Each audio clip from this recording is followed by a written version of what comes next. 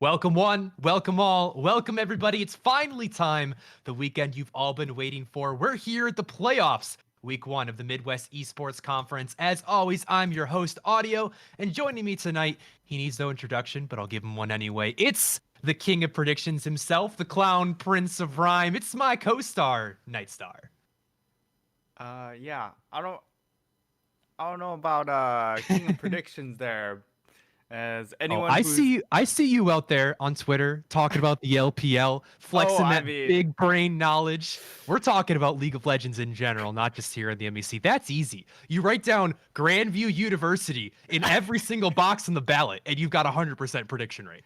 if we're talking about bracketology, given the fact that it is also March Didn't Madness, you even got know all that the was a collegiate word. brackets going on, which I've already lost that one. Uh, yeah, you just go ahead, fill in Grandview all the way to the finals, taking the finals.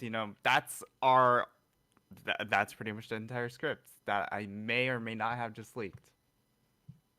Yikes. We'll have to delete that from the VODs. Can we roll that back a little bit? We do have Grandview University today as our number one seed, who everybody's expecting, like you said, to be those tournament favorites. But coming in to maybe throw a wrench to the plans, it's Drury University at our four seed. And this has been an interesting team to watch throughout the Midwest Esports Conference. They've had a lot of Mm-hmm. role swaps and new players and shuffling around of the roster, not only just from last season, but throughout the season as well. Most notably bringing in their freshman new ADC in Cinemonster, who is now playing as a support. After a couple of weeks, they swapped him and Shallow around, and I gotta say, I actually like the change a little bit more. That it has seemed like it's been an improvement, but also Baymax up there in the top side has been really starting to come into his own, not just being the Shen, the front line, the weak side player, but we've seen him pull out things like the Darius and actually start to flex on people. So Drury, they've got a very uphill battle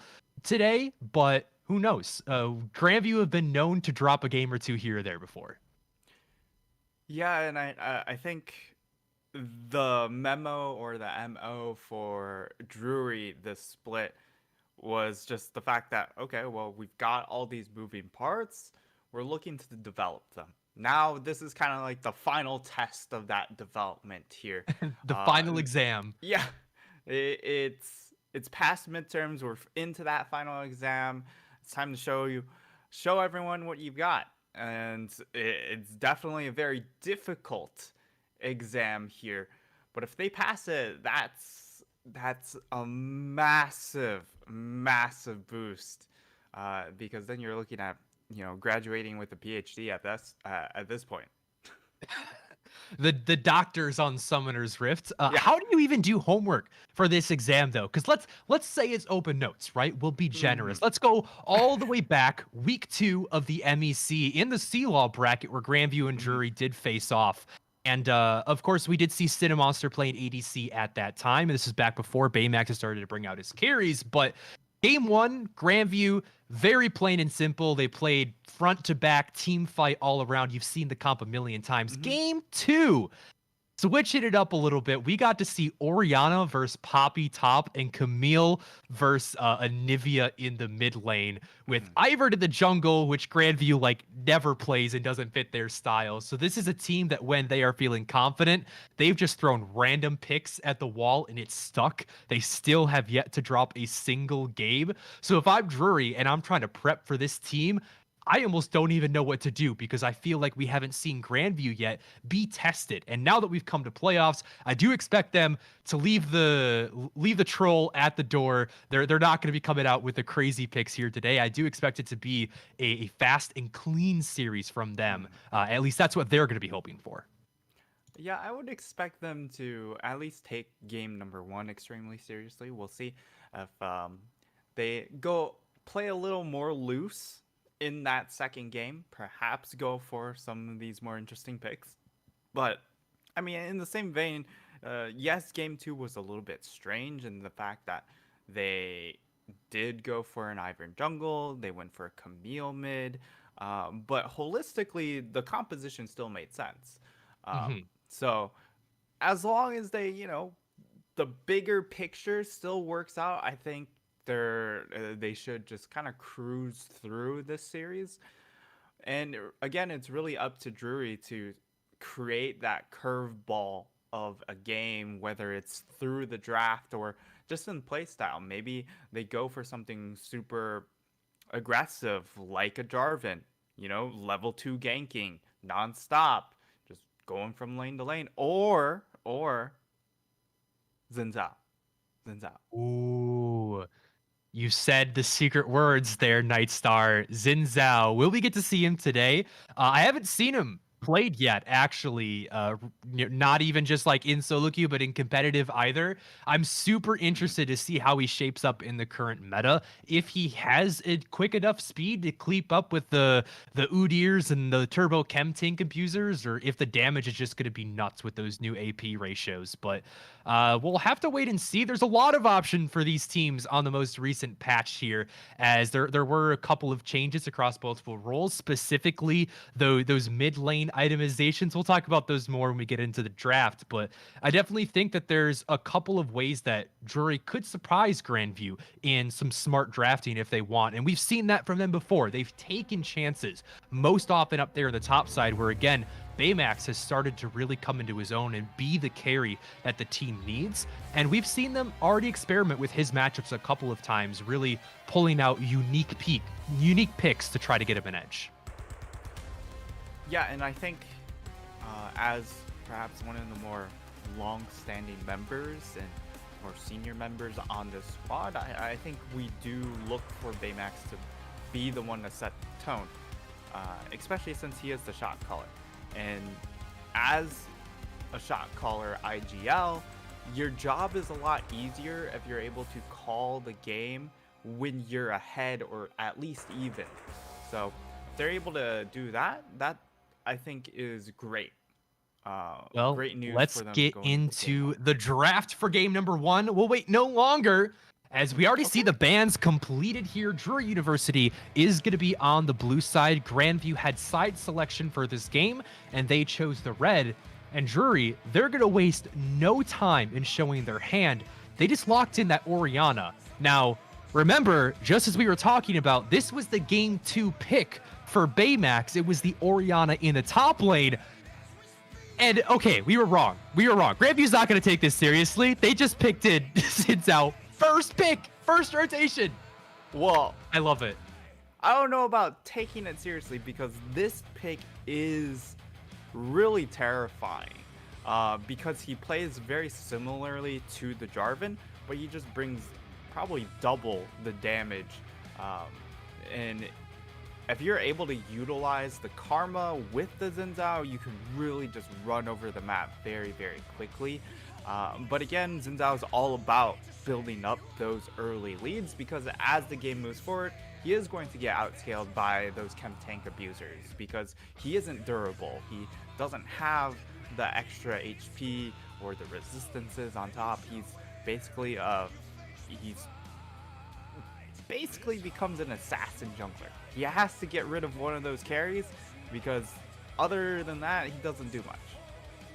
I feel like Grandview at this point, they're just going down the patch notes and saying, okay, let's see how this champion feels. Let's see how this champion feels now. Because Gnar, that other one, we're up there at the top side, he got a little bit of a love tap on his W damage. Not enough, I think, to push him out of the meta. Drury is going to be locking in the Cho'Gath, so most likely going to be Orianna going into that mid lane. We won't see Baymax get to do anything spicy today, as he's just going to be piloting the tank matchup. But Grandview should have a nice time up there. I want to backpedal just a little bit, though, for those of you that are still unaware of the amazing changes to Xin Zhao. He got a slight buff to both his AD and AP scalings. The AD was all right. He got a little bit of crit damage on his W, which was cool. It also now reveals enemies, which lets him dash to them from a further distance away. But the real big changes, the ones everyone's talking about, is the new AP ratios added to Xin Zhao. They upped his passive heal by 15% AP. They also added a new 50% ratio on the W. and 110% AD or AP ratio on his ultimate, which was, I think, the biggest kicker. Adding a completely new ratio, it now scales 100% AD and 110% AP is going to allow him a lot of burst. And like you said, he's kind of more of that damage assassin where he's looking to jump in, challenge one enemy, one shot them with the ultimate, and just knock everybody else away. Yeah, I'm actually really interested to see if it is going to be the AP Zen. I still think AD Zen is probably the way to go, but especially if you're having a good time, AP Zen is going to give you the most. What do you mean? AP Zen is the only good time there is on Summoner's Rift. It definitely gives you bang for your buck in that regard. However, they've gone for, some insurance policy here, and the fact that they do have this Jinx also a pick that's skyrocketed in power, I would say, in the recent patches. So very excited to see that come out, and it looks like we are possibly going to have one of those enchanters into the mid lane. Karma, also a champion that recently got buffed. So it is going to be the Braum here. Yeah, Koskinen taking the Karma. So expect Karma and Xin pairing up early and just going ham. Now, Nightstar, how does that matchup compare to what we see on the other side for Drury University here in the Udyr plus the Orianna? Should these two jungle mid duos meet up around, who knows, the Raptors, the Wolves, whatever? How's that fight going to look? So Karma definitely has a lot more power than the Orianna early on, because of course you're going to have access to your ultimate before level 6. And I would imagine that for Orianna, she really wants that first item before being able to really start popping off in some of these fights. So you're looking at somewhere around 3rd Dragon, where Drury will really be able to take advantage of that Orianna Udyr combination, because the Udyr by then also has Chem Tank, and then you're going to be able to run people down, run stun, job done, because the shockwave is right there to follow up. Yeah, there's definitely a lot of team fighting power on the side of Drury, and something that they have in Grandview is severely lacking in this game is frontline. Should Drury get to the mid to late game stages at least an equal-ish point, maybe a little bit of gold behind, ideally even a little bit of gold ahead, they have a lot of big old meatballs in that spaghetti meal that's going to be trying to run you down in the Udyr, the Cho'Gath, the Nautilus, and then there's really good ball delivery system for that Orianna and a lot of safety on that Xayah. I get it. I get the comp and how it's supposed to work out. However, what they have sacrificed, the price that they have paid for that really good late game front to back team is essentially two losing lanes here. The Karma's not going to have a lot of kill threat on the Orianna, but you can say the same the other way. The Karma should have the push, the priority, and although you can't kill the Orianna, you can make sure that she is stuck in that lane when you run around with the Xin Zhao. So I'm a little bit worried that Drury are going to have a very bumpy road here in the first 15 to 20 minutes, because there's a lot of damage built into this Grandview comp. Yeah, lanes are actually really, really nice for Grandview, because they have the option of pushing pretty much all of them out. Even Jinx with her AoE rockets will be able to get a little more push. Of course, Xayah has the ability to push back at the very least, and Nautilus, of course, will also contribute a little bit more to shoving out the lane over Braum. But all in all, you're going to have a lot of control topside, and at the very least, I expect this Xin pick of Callthrow to really just live topside. Take those blue side camps over and over again. Yeah, you definitely should. The more you can take away from this Udyr and prevent him from getting to that one item late game power spike in the Turbo Chem Tank, the better. And for Grandview, I don't think they have to worry about the bottom lane. This bot lane has been so solid for them throughout the regular season. Actually, fun fact. So Lobo's down there in the ADC position, or as you may know him as Azog, the tax defiler, currently holds the top KDA, the second place KDA, and the third place KDA in the Midwest Esports Conference with his 3 different accounts that he's played on. First place is Azog with that 19 KDA. Second place, Azog, the tax filer. And third place is the Lobos account, the original. So just to show you how good Grandview's bot lane is, there you go. And also, like, if we're talking about the matchup as well, the Xayah, you were talking about answering the push of the Jinx. If Chuki's on this Braum plays this correctly, Braum is so good at shutting down what a Xayah tries to do, because your unbreakable shield can actually prevent those feathers from being thrown out. It destroys projectiles. And so Xayah doesn't get to set up those feathers on the wave and then look for that cheeky little pullback to try to trade back some damage. If Braum, especially like when you're looking for that ultimate, is able to block those, that Xayah becomes so much more vulnerable and can't really step up to the Jinx with the extra range that she does get from her rockets. Yeah, the Braum pick, incredibly good here, especially given how one-dimensional the engage is coming in from Drury. If you're looking to start a fight, the only way you're doing it is them running at you, right? You have a Cho'Gath, you've got an Udyr. They're not great flankers. Possibly the Nautilus finds a flank, but even then, he usually wants to be in a more front-to-back position, because when the hook goes out, it pulls him closer, pulls the target closer to his team. And if you're coming in from a flank, that's a little bit odd. So you know where these fight lines are going to be. So Braum holds so much value with that ultimate if he uses it well, and I expect him to use it well. And then you also have the karma to then be able to reposition your team, run away, disengage if you need to. So I think the turn power on Grandview is also something to really keep note of if Drury do start to get ahead and get a little bit too excited and trying to fish for engages. Yeah, well, we'll see if Grandview can get it done, because if you come out with this game 1 win, I think that in itself would probably be the biggest upset we've had so far here in the MEC, because Grandview have not dropped a single game. Drury have a chance to beat their first, and it all starts right after this short break. We're going to toss it over. These players get on to Summoner's Rift. Don't go anywhere. We'll be right back.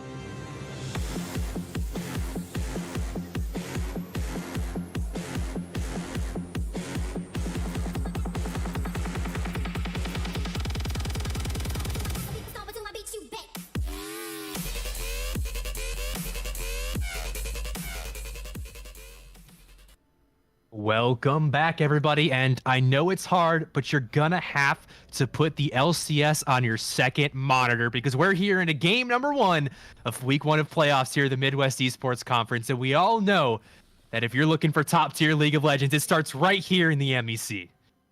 Yeah, I mean, why are we trying to watch LCS? We've got Xin Zhao right here Who in this needs game. Captain This is Flowers and Kobe when you got Audio and Nightstar? that too.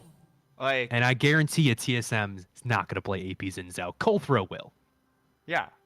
And you know what? AP Zen is much more entertaining to watch than anything LCS could ever pull out. Unless if it's Dardoch, because Dardoch does bring out the interesting picks. But you know what? Very true. That's probably it. So, yeah, Dardoch is one of those players. But tell me something, Nightstar. It's been a hot minute since we've seen AP Zinzao see the light of day on Summoner's Rift. And in Season 11 with the new itemization, what kind of path are we going to see Colthrow look for? If he goes AP, we're still not 100% sure. yeah, if it ends up being the AP build, that's kind of going to be a journey we're all about to go on, right? But we can learn together. Yeah, exactly. However, Broxa did indeed pull it out in solo queue, or he's been testing it out, I suppose. He's gone for Everfrost. He's also gone for Night Harvester. Night Harvester, of course, gives you that movement speed. Everfrost gives you extra lockdown. So it makes a lot of sense, the path he is going. I don't know if either of those is necessarily ideal, where you can just go for the AD build. The AD build just definitely feels a lot more solid, being able to throw in auto attack. At the same time, you know, you just have a Karma, so magic damage wise, maybe you want more. Yeah, and looking towards that Everfrost build, there's not a lot of lockdown on the side of Grandview. You've got Chookies who can stack up the concussive blows, and Platypus will be looking for a flank. But if you really want reliable lockdown, Colthrow getting that point and click dash into that Everfrost can be a pretty easy way to do it. And we talked about how much damage is on that team. And we got to give a shout out. Thank you, Mr. Broxa, for trying out all these builds in solo queue for us to look at. But the important part that he has built every single time is the Nasher suit. This is still an attack speed built champion. This isn't like an Akali where she's going to be building full AP and just trying to one-shot you. The one-shots might still be there. I'm not saying that that's not going to happen, but we're looking at more of a sustained DPS build as a 4-man invade into the bot side. Colthrow, they found Cinemonster.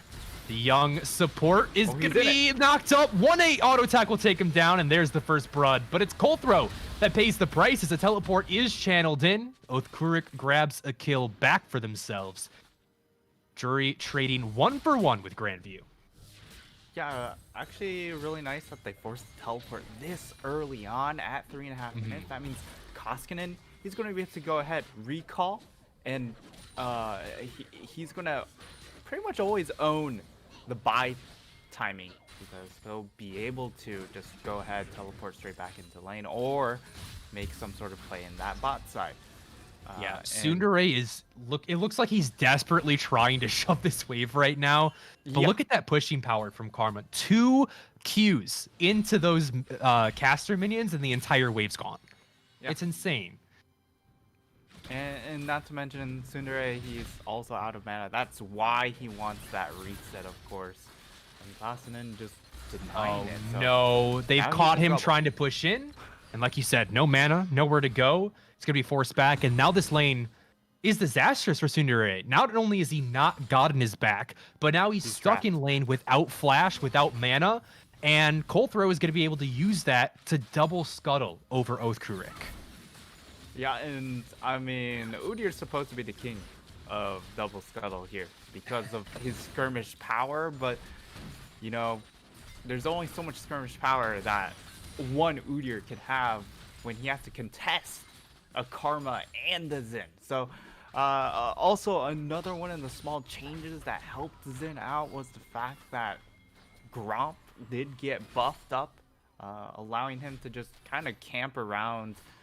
If he's able to take that camp non-stop, that is exactly what a Xin does. You can even go, if you've never jungled before, Lock-ins in, take Gromp, go gank, take Gromp again, go gank again. That's all you need to do. It's kind of brain dead, but you know, it's a simple gank path, and they'll never see it coming. Well, we'll see if Colthrow decides to take your advice. As Grandview, they're looking to set up another play onto Tsundere, punish those summoner spells. Colthrow has come down. There's the challenge. There's the dash. And Chookies is going to flash in just to make sure that the CC is there. And they'll wrap that one up with a nice little bow and gift it over to Koskinen. And now, Colthrow, as active as he has been, Kruik has been keeping up in the farm. You can see he's already about 10 CS up, as well as getting that first blood. Means that he is feeling pretty rich, and we might be looking at a scenario where that Udyr gets to that turbo chem tank rather fast. But Colthrow, he's playing the team game right now. He's very selfless, and he's spreading this gold all around his team. Yeah, and that's exactly what the Xin does, is he's not going to outfarm Okurik on this Udyr by any means, and it's all about finding kills. Yeah, and he's already been able to help find 2 of them for his squad, setting up the lanes fairly well. And Grandview sitting with 1,000 gold lead here, just 6 minutes in. They've gotten the Drake, and they've gotten themselves some CS leads in every single lane, despite that jungle. But again, more than excusable for that Xin Zhao to be down a little bit of farm. Yeah, and they've been able to capitalize off of the pressure so far, being able to get that dragon. And now we should see attention being drawn towards that Rift Herald, as Scuttle Crab is also going to be up very, very soon. And Platypus, he's not going to be in a great spot, but he is also a Gnar and has that get out of jail free card at, 20. This is Ghost on the Udyr, so there is that lack of gap closure to finish off that Gnar. But Colthrow, wait, hang on that thought. What? Shallow, he's down to 1 auto attack of HP. He's munching on those biscuits, but I mean, this is dive territory where the health bars are at right now. Azog and Chookies doing work down there. Yeah, actually being able to find the Braum stun just means that they're about to hit 6. Chookies is going in here. He finds the concussive blows, and Cinemonster, 1 more auto attack. He will fall down. Azog gets excited, puts out a lot of DPS, but Shallow does have the ultimate. He has only 100 HP though. He has to use it there, and he trades one back. Shallow, what a play to punish Azog there. He even had the heal, but Lobo's not quick enough on those fingers, or maybe he just didn't expect that damage to come through. Yeah, I mean, with how many feathers that were thrown down by Shallow, that might not have been enough regardless. So a nice little disengage there from Chookies, so he keeps himself alive. And on the flip side, as expected, Xin Zhao going for that Rift Herald. Oh, Platypus. That was actually really clean. Yeah, great flash from Baymax to get out of that ultimate there. However, Grandview have started to wrap around him. They've got the Rift Herald on Colthrow, and Baymax has nowhere to go. He's just going to try to prevent the wave from crashing, delay this Herald from coming in as long as possible, but that's just going to mean that Platypus gets a solo kill. At least there won't be any extra gold spread around, and we do see Colthrow with the serrated Dirk. It's going to be the AD build this time. Nightstar, sad face, F in the chat. Yeah, I would expect this to be the Eclipse, being able to get him that extra little shield, and also being able to get the move speed to stick onto targets as well. So it's actually a great first item for a Mythic, and that will also, of course, give him that extra assassination potential. Look at this wave clear from Azog. Drury is trying to set up the dive, but now Oathkruik is tanking up this tower. The exhaust comes down, the teleport's channeled, but it's already 2 kills traded over. They stayed way too long. And a disastrous play from Drury as they tried to trade back, but now they're just losing all over the map. Platypus might get a second solo kill here. Baymax, you just have to try to get the Herald here, buddy. He's going for the farm, and the Herald still stands. That's going to mean possibly the tier 2 dropping here, as Shelly will get a second charge. Yeah, and Platypus He gets his teleport canceled out as he did channel it to try and make it to that bot lane play. Baymax goes ahead, cancels it. However, in exchange, he does die again, which I don't know if that is worth it. Because they were already doomed in that bot side. Canceling the teleport wasn't going to change any of that. And they also weren't able to chase afterwards anyway. So, all in all, a truly tragic turn of events for Drury. And it's about to this get worse. just feels bad. Cinemonster going for a ward, but Colthrow was waiting. And it's another kill onto the support. Cinemonster already been caught out 4 times this game. And we've mentioned that this bot lane has been a better iteration for Drury University. That being said, though, Grandview is the top of the table. And if you give them an inch and, you know, Cinemonster, that new player in the support role, that's certainly an inch. They're going to take a mile from you. Indeed, they will. Now they're going to start out the dragon. Cultural should be able to secure this pretty easily. It's probably not going to be contested by anybody, even if Drury has vision on it. And that means some quick stacking here for Grandview on top of everything else. Yeah. And for the side of Drury, again, they're mostly waiting for that first mythic to come through for Tsundere. And that's when the go button will try and start happening. And then maybe we'll get to see the Udyr get to play the game. Because right now he's kind of been PvE, just claiming as many camps as possible. But at the same time, he hasn't opened up more of a lead against Colthrow on the Xin. The Xin's being able to hold tight. That's more than what you hope for. Yeah, it's so tough to do that too when all of your lanes are losing this hard. I mean, think back to that last play. Is Oathquark supposed to go top lane where this Herald is pushing in and Baymax is dying twice? Or is he supposed to go into the bot lane where his team is failing a tower dive? It doesn't feel like there's any good options. Platypus, he's in a 1v3 and Oathquark wants to run him down. There's the stun. Platypus does not have ult, but he does have flash. He's not going to waste it. He knows he's dead to rights. And Tsundere Rage will pick up credit for that one as Koskinen. Oh, he's a piece of meat on a string, and he's baiting him into Colthrow. They don't fall for it, though. He's trying to, and, you know, Colthrow is not having it. Or they don't. Do they have vision here? Okay, I thought Koskinen was, like, waiting for the steal, but they didn't have any vision over the blue buff, and so that's going to fizzle out. I think they were hoping that the Orianna would path back into lane to grab that wave. But fortunately, Tsundere, he does have teleport, so he goes ahead, teleports back to lane, gets to recall in, make sure he has the money, and we're still waiting for that mythic. 26 behind. The next dragon is really what it all comes down to for the side of Drury with the Udyr and the Orianna. That's where they have to pop off, and right now, Grandview, they've been able to use this extra space and time to accrue a 5,000 gold lead already. And you talk about that next streak, which is coming in about 2 minutes. That's the clock for Drury to want to finish these mythic items. Hang on, Shallow, he gets tagged here, has to pop the ultimate. And Drury will channel the teleport to make sure that he stays safe. There goes Cinemonster into the backline, exhaust onto the Jinx, but Baymax has shown up to be cannon fodder. And Azog will eat him alive. It is now Colthrow looking for a jump in, but the play is fizzled. This is a Jinx, and she's stacked up, raring to go. This tower should fall, and Drury have to get out of dodge, because as soon as Jinx gets excited, you are in danger. Yep, I mean, Jinx. It didn't even look like they were looking to just secure the tower. They wanted more. They wanted those kills. But fortunately for Drury, they knew what the game plan was for GVU, and they just back off, concede the turret. Turret at this point, because of the plates dropping off, not worth contesting.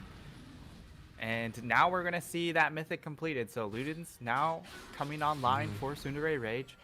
He's got another 90 seconds. Unfortunately, he doesn't have the teleport, so Probably won't be able to farm enough gold. I don't know how much gold he's sitting on, but won't be able to farm enough gold to hit the. Yeah, he's not going to be able to hit the extra M-Pen boots, the Sork shoes, or the Lucidity. So this is as strong as he's going to get at the moment for the all-important next dragon fight. Gotta say, Nightstar, although I love the Ludens and it feels really strong in this patch, I would have preferred the Everfrost to come out for Tsundere because I don't think he's going to be in a lot of positions to really make use of that new passive where you have to be actively slinging out spells, actively dealing damage to get the reduced cooldown on the Echo.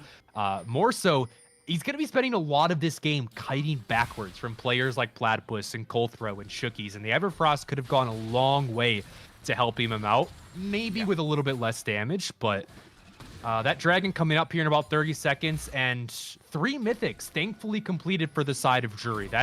Was so important, because if they had gone into this with no mythics, you would have just had to get this one away. But as you said, it kind of all comes down to this, and Jury, they're trying to walk in.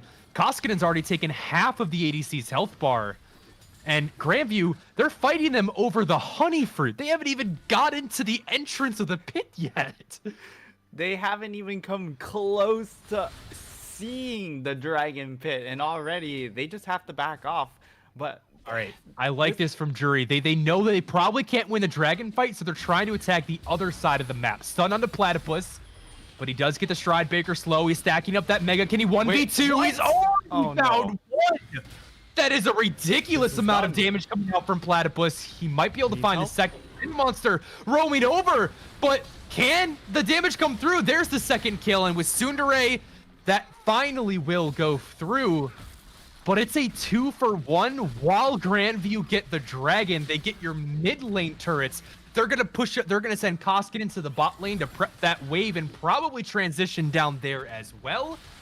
Man, Drury, they got an inch, but Grandview, they took the entire track in that play. Yeah, I mean, Drury, they made the play that the only play that was really available to them which was try and kill Platypus on the side lane. He is pushed out super far, but GVU, even then, they are able to reward themselves. They come out in the trade much more favorably. Turret, dragon, 2 kills. It's really hard to say what went wrong for GVU in that play. I think they conceded a shutdown onto the Gnar, but he still has shutdown gold. Yeah. That Orianna, the little bit of shutdown she got her to those tier 2 boots you were talking about, but not much else. And Platypus still came out insanely ahead on that play. And now for Grandview, this is 100% their game to lose. And the question I always ask when teams are in this position is how cleanly can you close it out? Because for a team like Grandview, this should not take long. They theoretically should not need to wait until Dragon Soul, Baron, Elder to start breaking down this space. They're in position to do it right now. And you can obviously take the safer route and say, hey, let's wait another 3 minutes for this Ocean Soul to spawn. Drury have to fight us at it, or the game's just over, and try to end the play on that, or end the game on that play. But if the game extends any further than that, I think the longer it goes, the better you're feeling for Drury University. Yeah, they'll slowly be able to claw things back, but unfortunately, at 8,000 gold, that feels very unlikely. Oh yeah, the game's over. I'm talking about the mental state. If you're Jury, if you can take this to 30 minutes, that's a mental win for you. If you're able to get to 30 minutes, I don't know what transpired in the game, man. Exactly. Realistically, we're looking at Dragon Soul into Baron, and then they should be able to end the game. Because there's just no tools really to clear out Baron minions, and of course... My God, Platypus! Stop! He's autoing them. Oh my God. This man just ran Baymax down. There was nothing he could do. The movement speed from that hyper is just oppressive, man. Yeah, but don't worry. It did get nerfed. They took 10 damage off of its base. There you go. It all ranks. And although, you know, the added the intended change for that was actually supposed to be in Baymax's favor. It was in these kind of tank matchups where you're not going to be putting 2 points into the Q level 1. You now actually start with 0 extra damage on that hyper at level 1 compared to the previous 10. And that was supposed to make the laning phase weaker for Gnar. But as you can see, not in this game. Not when it's Platypus v Baymax. You know, it does feel like it's just kind of been a lane diff for Grandview this game. Yeah, and especially being able to secure the extra percent health damage regardless still feels very, very good for Platypus Yeah. as the game moves forward. And at this point, for they Jury have is all their only mythics. allowed Audio. Yeah, they have all their mythics. Congratulations, Jury, you've taken step 1. But it gets even harder from here because from now on, with Grandview having full control of the enemy jungle, you are only allowed to get what gold they explicitly tell you to. They still haven't taken an inhibitor, which means you're not going to get free pushing waves. And they set up a death brush in the jungle. There's the catch on to Baymax. They're teleporting in. But Sundere found a kill. They found 2. Drury, they found the miracle fight in the choke. And Azog was just not around. They didn't have the DPS. A oopsie from Grandview. Bit of an oopsie there. You lose your top laner, but at this point, 0-6 doesn't matter. However, that kill does matter. Sundere getting assassinated by this Gnar, who just had so much damage along with this Leandri's karma, and they're still turning onto this dragon. Gonna do here because Colthrow just respawned. They don't have any smite available, but I mean, Kurt can't even get to the pit. He doesn't have flash. There's no blast cone. They burned it down so fast that it didn't matter that there was no jungler. That's Ocean Soul picked up for Grandview Esports. Yeah, he doesn't have flash to get over the wall, no blast cone, and also just no health. Even if he were able to run at that dragon, he would die in transit. There was no way he was making it there with how much HP he had. So GVU, they get themselves a free Dragon Soul, even with that bit of a disaster of a fight. They still come out ahead. They're still 10k ahead here. And now we just await for this Baron fight where they should be able to either wipe out the team or they'll watch Chookies die. He doesn't have any allies to jump through. Can go through, get there in time. There it goes. And that's actually quite a few ultimates, or rather just a Cinemonster one coming out from Jury. But all of that for half of Chooki's health. They're going to flash forward and look for him again, but there comes the ult. He finally goes down. It's a single member. But meanwhile, bring your attention to the bot lane. Platypus is taking the inhib. Grandview don't even need to take the Baron. If they can just stay here and threaten the Baron, then Platypus can end the game. And Colthrow, he's so tanky. They're doing no damage to him. And Shallow has to pop the ultimate. There, they finally taken him down. Colthrow's still over half HP. He might fall, but no, the Karma Shields are there in the ocean. Drake will take him back up to full. Meanwhile, Platypus never stopped to push in. And with the teleports channeled in, Grandview will waste no time in finishing off game number 1. Yeah, and it plays exactly how it was supposed to. They get Dragon Soul, and then they go ahead, bait the fight around the Baron. Doesn't matter if they get Baron or not. They can just ace them and finish the game. And they don't even need the Gnar to make it over there to finish the game too. He's just hanging out there, bot side, finishing those towers, setting everything up to make sure that when they win that fight, that they can just go ahead, teleport, and meet them at the Nexus.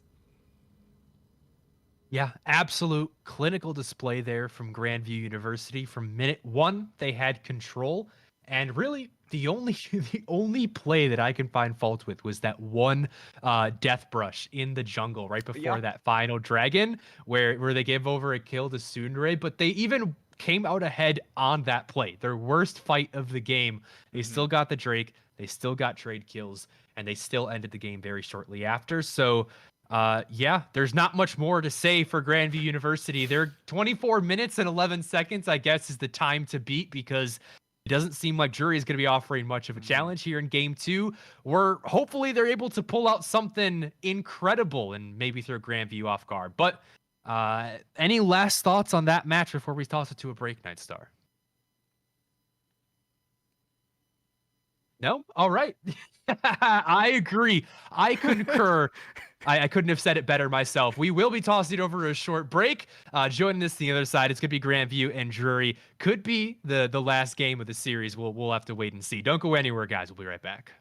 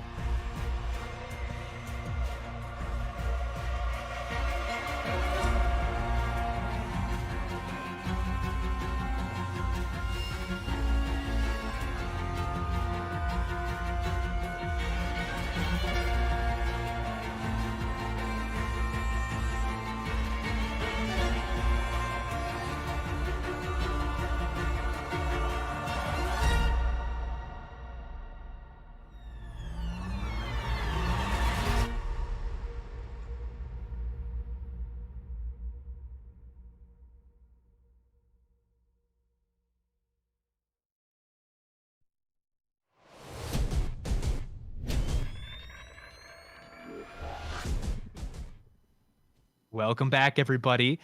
Game number 2 of the playoffs here, the Midwest Esports Conference. We just saw Grandview take out a 24-minute game against Drury University, and now they've got one chance to try to bite back and upset the top team here in the MEC. But the way it's looking, Grandview want to be home in time for supper. Or just have extra time to cook their own meal, you know? There you go. Always good Gotta to take care of make yourself. yourself a nice meal. Self-care is very important, and let's theorize, Nightstar. How can Mhm. Drury do it? Focusing obviously on the draft, because there was a lot of mistakes, just fundamentally things like macro, micro, trading objectives, lane matchups, how you play the game in game number 1. But something that we can talk about is game number 2, the draft for game number 2. Are there any changes you would like to see Drury make?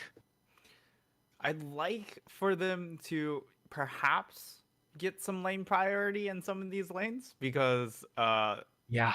that's where it really started to fall apart And it started very early because they weren't able to get control mid lane.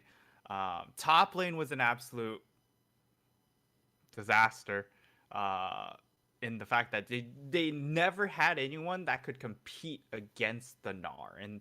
And then in the bot lane, everyone's going to be there because that's the only place that's I guess that they stand a chance. So if your Nautilus starts getting caught out a couple times, that plan also falls apart. So they had an idea of their overall general composition, which was fine.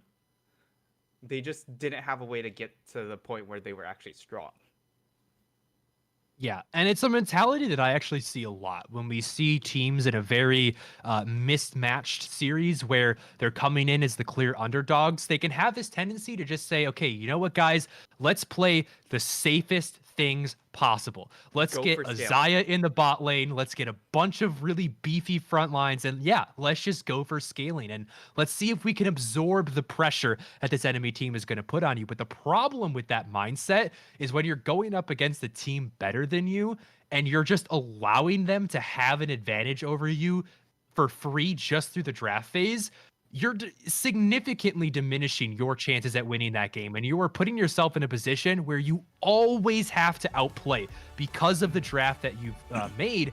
And when the other team is better than you, that's a really hard thing to do. So I would actually like to see Drury try to flip the script, go the other way, try to just get as scrappy, as aggressive as possible. And if you can somehow get out of like the first 5 to 10 minutes with like a 2,000 to 3,000 gold lead, then hey, you actually have a much higher chance now at doing the things that you want to do, contesting for those objectives. Even if it's, just absolutely chaos, that can be a good thing.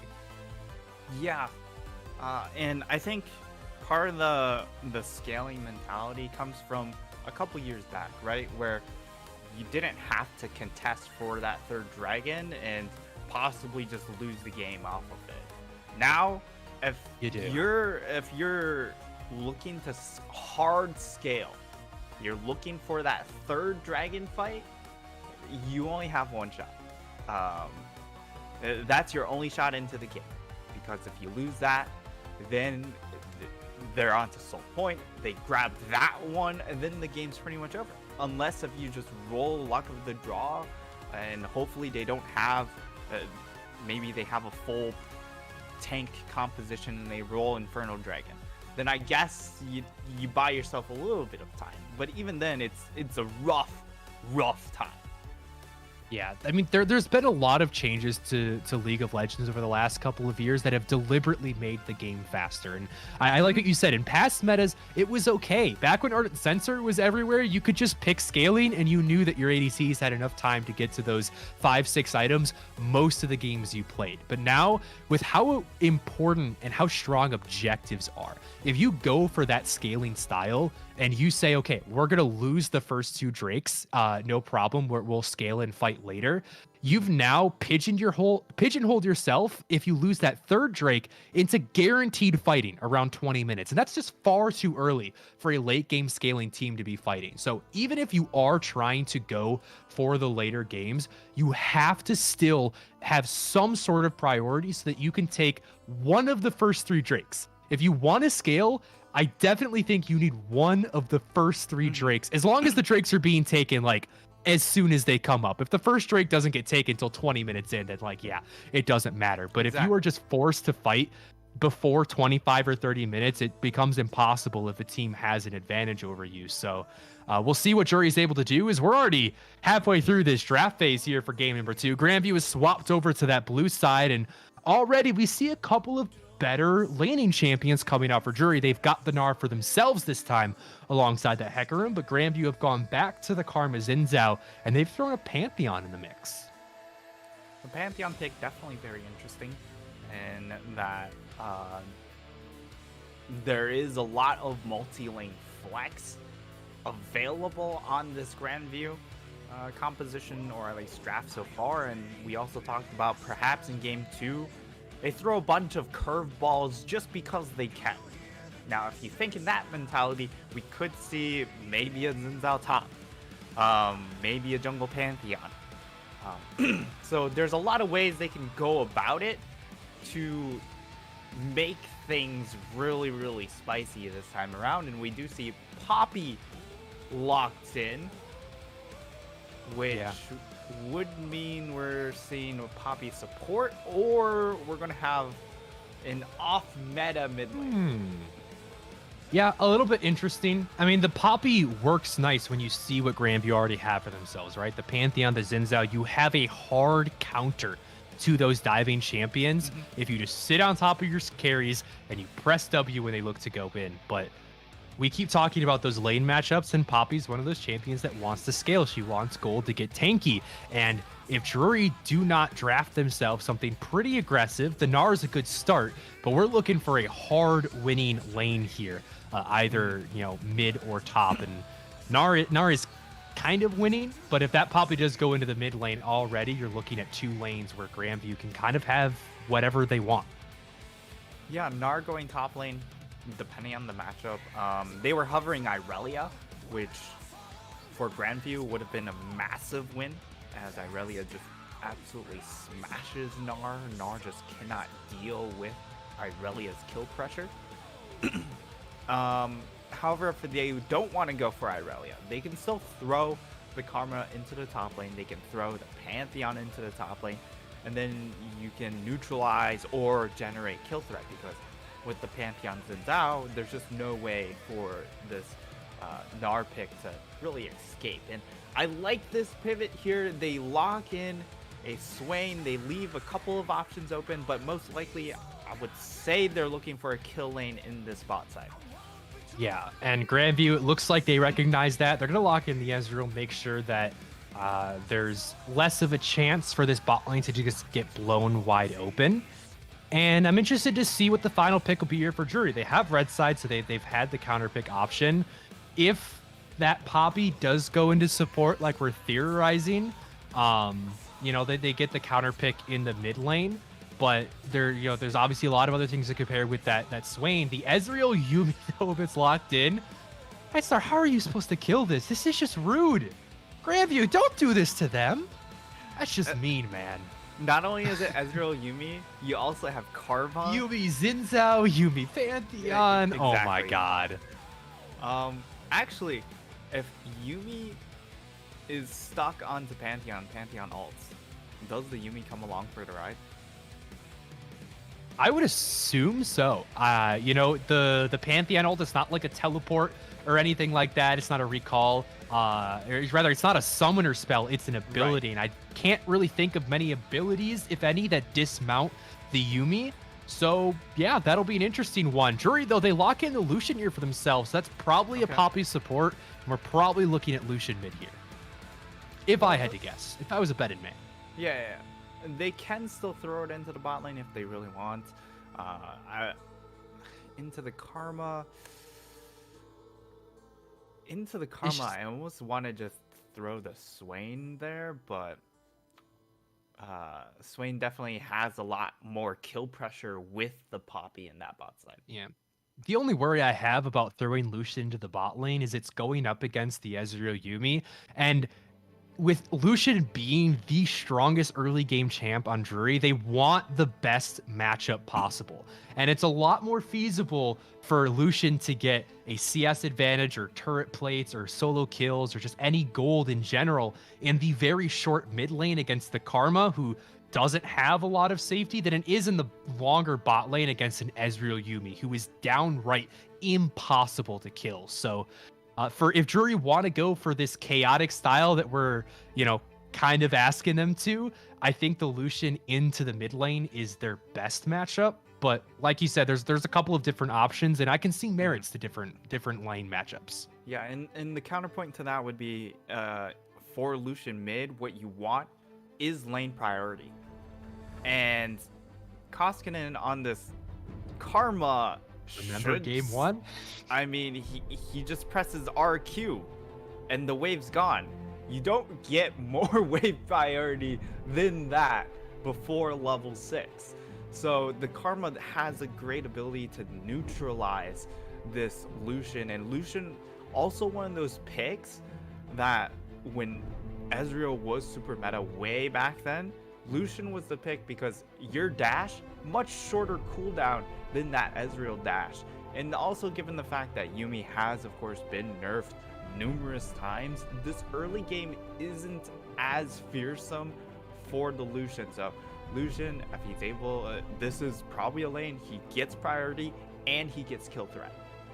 Yeah. However, none of that really matters because it's Sundare's Rage is going to be piloting the Poppy. It is going to be shallow on the Lucian down there in the bot side with Cinemonster playing Swain support. So there's still a little bit of kill threat there if you can find a grab onto the Ezreal, but it's severely diminished as we know Cold Throw is going to be hovering around that lane, and Ezreal Yuumi, even without the jungle attention, can be a very difficult duo to take down. So what we're really going to be looking at instead, as Shallow and Cinemonster probably not going to be able to find any kills, I'm hoping North Kurik puts a lot of attention down there and at least tries to make it hard for Lobos and Shookies to farm. If you can get a sizable CS lead or even some turret plates, that's another avenue to accelerate this Lucian. But if this Lucian doesn't get accelerated, I'm not liking Drury's chances here in game number 2. Yeah, and for Drury, I even expect to see them to go for a lane swap too. Throw Tsundere up into that top side Baymax on this Gnar, go mid. Because again, Pantheon Xin has so much kill pressure on a Gnar, and also just the fact that if you have this Poppy against this Karma, the Karma again gets a lot of free priority. At the very least, you're going to have a Gnar in that mid lane who has the extra range, throw out boomerangs to try and shove back, whereas if you're the Poppy, you're waiting for the wave to come into you, and your Q definitely does not clear minions out fast enough when it crashes to tower to be able to support your jungler in Hecarim. So I hope that they go for a lane swap. We'll see if it actually does happen though. Yeah, I mean, we've seen it before from Drury where they've just taken different players and moved them around. We saw Baymax playing in the mid lane the last time. In game 2, the last time these players matched up, Baymax swapped to the mid lane. So, hey, maybe we've got something special for us in store. But I want your predictions now, Nightstar. Who's going to finish this series faster? Is it Grandview taking down Drury, or is it TL taking down TSM? That's you know, because nice they're going into draft for game number 3 right now. TL up 2-0. We're just in the draft for game number 2 here. These both could be the final games. Which one's finishing faster? GVU by far. The amount of win lane here on this top half of the map is again immense, and I just don't see a world where they're able to slow this Xin Zhao down. Well, as a TSM fan, and for hoping that I can still catch some of the games before they're over, I really hope you're right, Nightstar. We're going to toss it in a short break, though, as these players get ready to join Summoner's Rift. Drury, it has to be here, and it has to be now, or you're going to be going home. But Grandview, they look damn near unstoppable. Don't go anywhere, guys. We'll be right back with game number 2.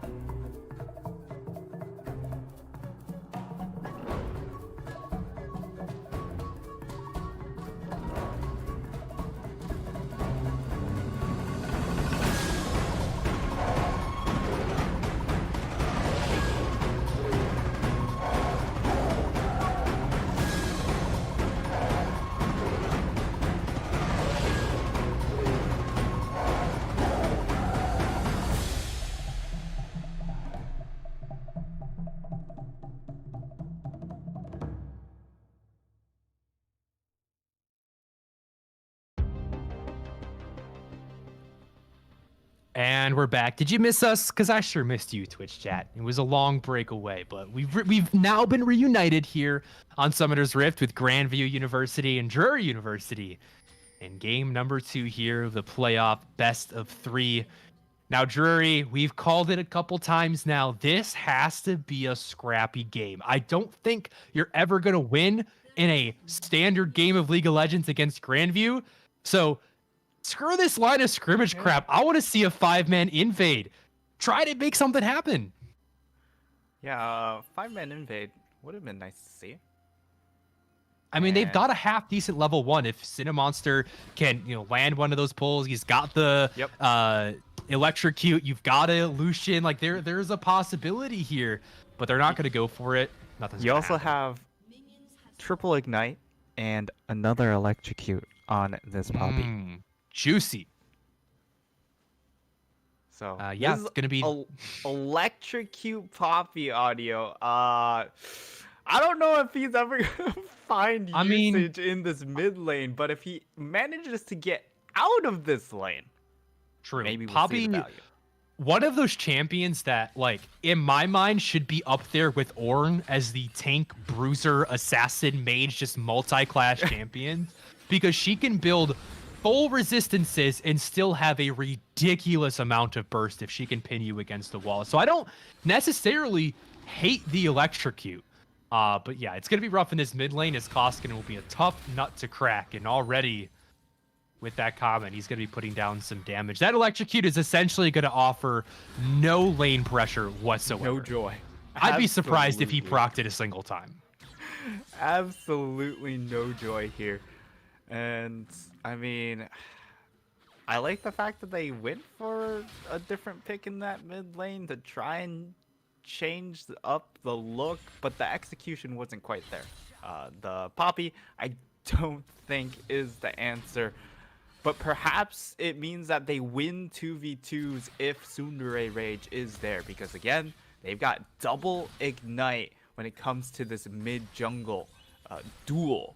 And they also, of course, have the extra electrocute to possibly burst out one of those targets and then win out with just the numbers advantage. A little bit of a trade here. Exhaust coming out onto shallow early. Ignite going to be traded back. Azog taking a big chunk of damage. Kuruk is in the area. Normally that wouldn't matter because you have a Yuumi, but the fact that Kuruk is here means Azog's actually in trouble. They have Ignite, like you said. Here comes the tower dive early here from the Yuumi. Azog goes down. First blood gifted it over shallow, and that's exactly what we want to see from Jury. Yeah, and with triple ignite, one of the good things here is the fact that you don't really care about the healing. You can, I guess you can skip executioners in that regard because you just have to have an ignite, and you've got triple ignite, which means you should pretty much have one. That's fair. For every fight. Just pay your tax in drafts, man. Who's got to buy Executioner's Calling when you just take 3 of them? Poppy's stunned up here, and this is about as good as this early game could have possibly gone for Jury. I want to applaud Baymax. While that play was going on, he was freezing the wave by his turret. And now that he sees the jungler going mid, he's going to push it up again. But if Baymax had just auto-pushed, like he does have a little bit of a tendency to do up there, then he would have most certainly been dead to Coulthro, and that would have completely thrown that good play out the window. So not only do Drury get something, but they don't give anything back, which is almost more important. Yeah, that definitely is very, very pivotal here in this early game. They get themselves that first blood. Doesn't actually result in really big gold lead, as they're able to secure a second kill, then we're talking. A lot of damage being traded back onto Cinemonster here. Shallow, he's sitting in front of a minion wave, but they land the hook. Oh my god, Cinemonster, that was beautiful. Are they going to get baited in here, though? Because Shookies is all alone, but Shallow is 150 HP, and Coulthro is waiting in the wings. He's looking like he wants to go forward. Don't fall for it, guys. Now they see the trap, and Shallow has to flash away. He's 1 HP, but he's going to get out safely. Yeah, if only they had an ignite there. Chucky's going for the double safety. Summoners here. If he had an ignite, definitely could have secured that one, but understandable. Have a nice day. And it is now also Azog going down twice in lane. So now we've got gas to cook with here. And it's just a matter of, can they cook us a nice meal? Yeah. Kill me once, shame on you. Kill me twice, shame on me. That was definitely Azog and Shuki's being a bit disrespectful. As Platypus is being right now. As he tries to flash onto Baymax under tower, he wills. No! The spear finds him at the end. That was a lot of damage coming through from that as Platypus finds himself a solo kill. Finds himself a solo kill. Of course, the extra crit damage coming in from the executes for Pantheon paying off big dividends. Cashing in on that, and that's that wasn't quite what I expected, and we are going to see a little bit of a drive bot here into the mid lane. Burns the flash, which is really good, and hopefully they're able to also just shove this wave out. Good flash blown by Orthkurik, and you said shoving that out just to make sure that Tsunere can get the backs that he needs. Lobos finds another binding, but they've got more damage back onto Shallow. Does that Mystic Shock lands? Yes, it does. Cinemonster, man, you gotta block those. And now he might go down. That's a lot of damage, but Platypus caught her turret. One more shot would have done it. Shallow, you can't be staying around. This is way too greedy. Upsurge is gonna play goalie and try to protect him, but now Coulter has joined the fight, and Upsurge has to pony on out of there. Got enough speed to escape, and Jury haven't lost any members yet, but they do give over complete bot lane priority to Grandview. Yeah, and that was also a teleport invested coming in from Platypus. So at the very least, for Drury to not really concede any kills there and only one play, that's a massive win. And Platypus, he's gonna come back into lane, trying to get some tip damage. Gets a Gnar ult to the face, and he's gonna have to chug some potions to walk that one off. Yeah, that play did allow Baymax to shove in this wave, even up that CS discrepancy, get this lane back to an equilibrium. He now has the Bramble Vest as well as the Doran Shield and refillable pots. Yeah. So a lot of regen and a lot of ways to make sure that he can stay in this lane as long as he needs to.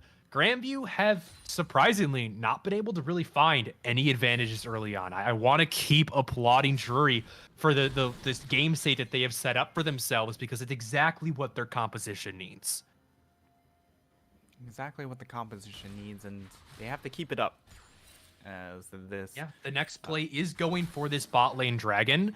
They have bot lane prio. They you've got the 2 kills as well as a CS advantage onto Shallow.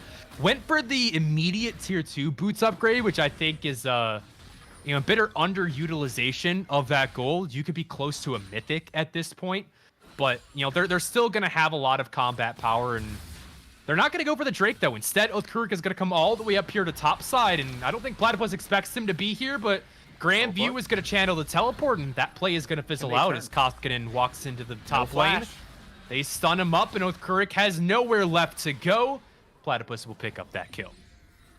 Why did they just go for the dragon? They had the play. They had the vision set up. They had all the members there.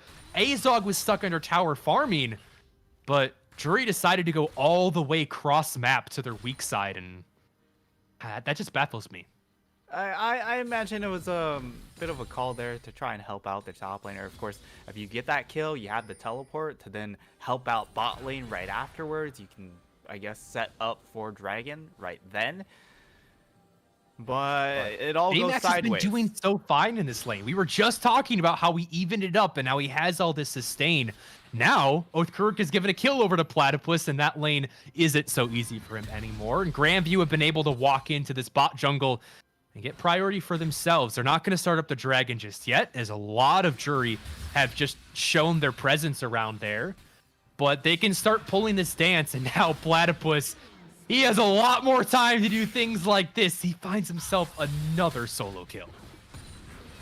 Yeah, finds himself that kill out of nowhere here, and this top lane is absolutely massive. And again, because of the fact that they stopped pressuring that bot lane slowly but surely, the heals are getting larger and larger on this Yuumi. The poke becomes just a little bit more as well, and you just see the result right there. Yeah, they not only interrupt the back, but they get the summoner spell out of Shallow. I will say that Cinemonster needs to be a bit more careful when it comes to leaving his support or leaving his ADC alone. I've seen a lot of situations where Cinemonster is full HP when these waves crash and has the ability to just stand in front of the Ezreal, just tank a couple of the Mystic shots. You're plenty healthy, but it's Shallow that has been taking the brunt of this poke. And I want to take a little bit of a trip into an alternate reality where Jury does go for this bot lane dragon. They could potentially have the first Drake, have a couple more plates. Shallow could be at a mythic right now, but because they chose to put all those resources top lane, they've now completely lost the advantage in the bot side.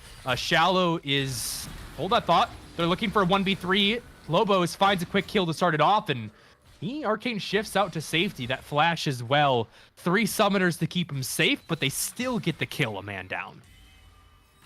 Yeah, and that does not bode well here, because this was an 0-2 bot lane, and you were 2-0, and you lose that exchange. That's some Giga feels bad. And yeah, it's just a 300 gold advantage for Shallow at this point, which is not what you wanted to see after you got that beautiful early gank into the 2-0 lead that you talked about. Drury will finally start up this dragon, and there will be no contestation from Grandview as Colthrow has just taken a reset after that top lane play. So, you know, they're a little bit late, but they've got the right idea, and now they're looking for Lobo. So Kurik has wrapped behind. He has all his tools available. He's going to knock him back into the team, and there's the kill coming through. Finally, Drury able to make use of that bottom lane. And okay, I retract my earlier statements. They got there eventually. They got there eventually, but if you factor in the time period, what should be something like a 16-minute third dragon, now you're looking at a 20-minute third dragon.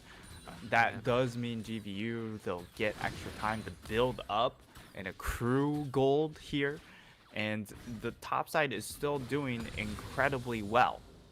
You have It's also a the 20 difference CS lead. between... Oh, Koskinen. Oh, hang on, Tsundere flashes over to knock Koskinen back towards the lane. He was trying to go for a wall pin, but ended up just kind of giving Koskinen an escape route there. Yeah, I think he was trying to knock him towards his jungler. Yeah, Kurik didn't look like he wanted to join, though. He doesn't have Ignite. He doesn't have the ultimate. He's got a lot of camps to take. And, I mean, if you had Cinemonster, who was the player joining to that play, Tsundere just ended up putting more distance between the two. Bit of a mis-execution, but I still like that Drury is trying to roam into the mid lane, trying to make plays. Again, it's at the expense of Shallow. He's been given so many resources, and the gold lead is completely even because Lobos has been able to get these plates. Cinemonster isn't in lane, helping the Lucian pick up these waves safely. Yeah, and pulling attention to some of these items as Tsundere goes for yet another trade. If you look at the items on Tsundere, he's going for a damage build. So he's making use of this electrocute, and you know what? Baymax is trying to make use of his tower. He's got the Mega coming up soon. There it is. Sun Under Tower. He might be able to trade one back. Colthrow, no. Flashes away just in time. Platypus, though. He can't get away. The slow was enough to make him take an extra tower shot. And Baymax will get one back for himself. Baymax secures 1-for-1 trade. That's really nice. And now they have the dive set up here. Teleport coming in.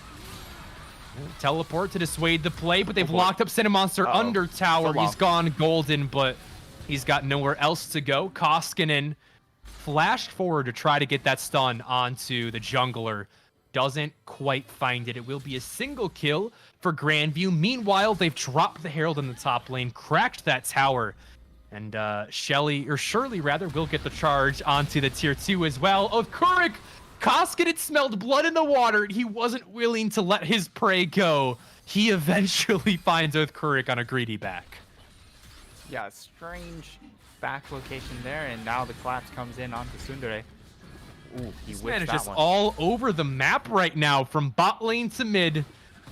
And Yeah, red buff slowing him down. Tsundere is just slowly running into Colthro's waiting arms. Platypus will grab that one with a spear from downtown. And Grandview, they're looking a bit more comfortable now. 15 minutes into game, they are sitting with a 5,000 gold lead. It feels like only a few minutes ago we were applauding Drury for keeping this game so even. Yeah, it felt like just perhaps even 2 minutes ago. Drury were being able to dictate the pace, but now this bot lane. I know exactly where it was. It was that dragon play that we were calling for, where things were so even. We were so proud of Drury, and then yeah, they had a lot of opportunities. I think this is probably the biggest difference between Grandview and Drury. Now that we've seen them in a actually dominant position here in the first couple of minutes, is that they had a lot of opportunities to push their tempo, but it didn't quite feel like they knew how. Instead of going for that dragon and then going for the bot lane Drake and trying to push that lane further, they instead tried to swap top and cover their losses. And in the current state of League of Legends, we talked about how accelerated the game has become over the last few years. Covering your losses is never as effective as it is to playing to your strengths, because if you can get at least one lane into the mid game with a sizable advantage and get to those mythics earlier, the game just feels so much easier at that point. Yeah, I think the covering your losses really works when your composition, you're looking more at a compositional advantage rather than an individual advantage or a champion advantage. And this time around, they just needed to get this Lucian so far ahead that he would be that raid boss, and instead unsuccessful. Monster taking a huge chunk of damage, and now double TP is coming through. Support down, but Coulter is behind enemy lines. They found the jungler just before the objective. Platypus, can he clean up? Has so much damage. He's 6-1. Make it more, as Platypus is the raid boss on Summoner's Rift right now. A triple kill for him. And my God, that started well for Drury until this man showed up. Exactly. And again, for the side of GVU, they did invest into their raid boss, and you see it pay off. Platypus just so large, and he's just become unstoppable. The amount of damage he has coming into this mid game is an absurd amount, and not only that, he's really, really tanky now that he has this has the Steric's Gauge completed in addition to the clip. So the shielding on this man, absolutely crazy. And I mean, he also has a Karma and a Yuumi to help him out. Yeah, you've got that Steric's Gauge on top of everything else. The Eclipse Shield, the Karma Shield, the Yuumi heals. And thankfully, with this Ocean Dragon being the second one, we're not going to see another Ocean Soul. That would have just been too much. No amount of Executioners or Serpent's Fang would have killed any of Grandview at that point. This dragon is the objective, though. Drury have come right back to it. I honestly don't think they should be fighting for this one. If it's not Soul and it's not Soul Point, there's not a whole lot of reasons to fight if you're this far behind. But Baymax has the Mega, and this is I guess a team fighting team. As Baymax is trying to go win, he completely whips. Yeah, Drury, they have to run for the hills. They have nothing left, but the chase is on. Don't want to let them off that easily. They're going to at least find Baymax here. They just go, all right, Baymax, you missed the ultimate. You done goofed. You gotta, Shookie's even bought the Everfrost. You gotta take responsibility for your actions. Oh, that's correct. You try to take your own red buff? That's not allowed. Yep. Don't worry. Platypus will show you the error of your ways, and he'll make sure that that red buff gets into the correct hands, which is his own. Yeah. And now, I mean, the fact that Everfrost is built up onto the Yuumi means that when Platypus goes in or Cold Throw, you're definitely locked down. And also given the fact that there's such low range on the side of Drury, even by himself, it's so useful against this low range composition. And when we were coming into that dragon fight, what I wanted to say was, hey, Drury, Ocean, not really useful on you. And if you give it up, you could possibly just get a triple stack Inferno. But they ended up dying and giving up so much map control. I don't know if it was worth it. Yeah, and look at what's still on the table. You've got all turrets across the game. There's a tier 1 in every single lane. At that point, just send Baymax top, just send someone mid, and try to pressure some of these, some of this gold that's still outstanding. But right now, it's a 10,000 gold lead at just 20 minutes. Grandview, like, that stat would average them about, a 500 gold lead per minute. But that's not even true because we remember it being 10 minutes in and it was completely equal. So they've gotten to this lead in just 10 minutes. 1,000 gold per minute advantage from Grandview University. They sure know how to break a game wide open. Platypus in a 1 or 2, maybe make it 3v5 here. He goes in. The stair skate on top of everything else is keeping him strong. He finally falls, but now that means it's Colthrow's turn to play with the Yuumi. Lobos has joined the fight, and Jury University have evaporated here. A double kill for the support / carry in the mid lane. He's got a Leandry, so we'll call him a mage. And Grandview, they've got their sights set on the inhibitor, and I don't know, 10 seconds left, but Jury is so far behind that maybe, just maybe, they could go for a little bit more.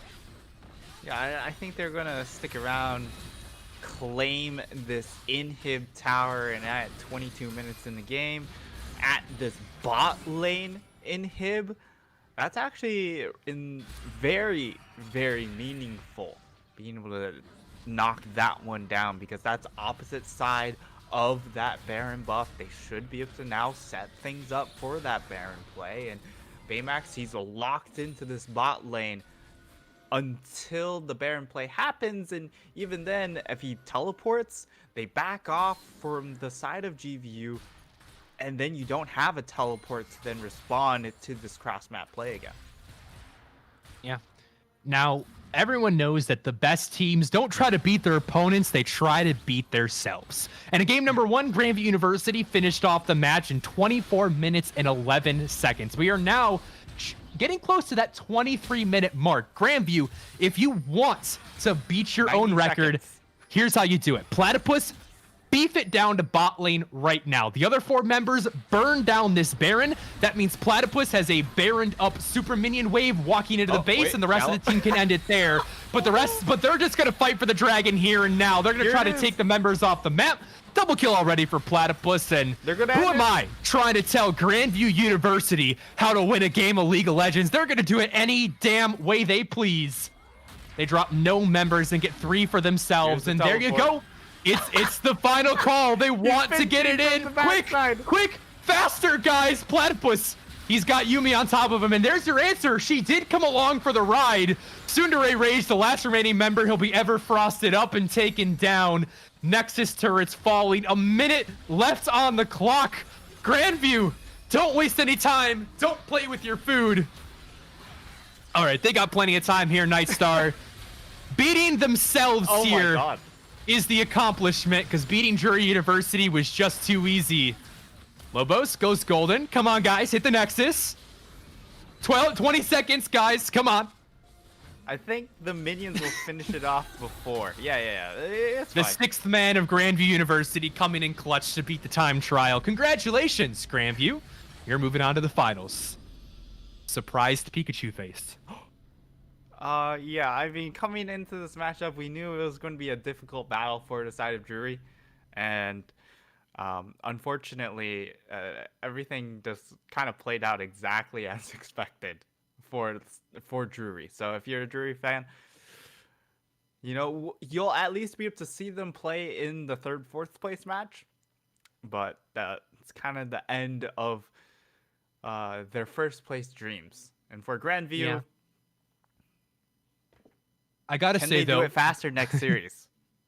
That's gonna be tough to beat, especially since they'll be going up against either IC or Mizzou, which actually, sneak peek, is our next upcoming match in about an hour. But yeah, I mean, this was complete dominance. We didn't really expect anything else from Grandview University, but I don't want to try to take everything away from Jury. This second game, I think, was probably the best we see them play all season long. And that's not a dig, because they are one of the very few teams that have been able to keep up with Grandview for 10 minutes. That sounds crazy. It's because it is. That is how dominant Grandview University have been in the Midwest Esports Conference, with the departure of Robert Morris, and really the only team that could ever take a game off them. So the fact that Drury didn't just completely crumble in game number 2 and actually dragged it out, made Grandview sweat a little bit for those first couple of minutes was impressive. But obviously, thanks to them for playing, Grandview will be moving on to the finals. And we've got one more match for you guys here tonight. It will be the second place seed against the third seed, IC taking on Mizzou. And that one's coming up at 7:30 p.m. CST. So make sure you guys stick around for that. But before we go to our break, Nightstar, any last words on that absolute slaughter we just witnessed? Nerf Yumi again? Nerf Yumi again. Righto, please. Thank you, everybody, for tuning in. And don't go anywhere. You can watch LCS for now, but in 1 hour, we want you right back front and center for our match between, our second and third place match. We'll see you guys then.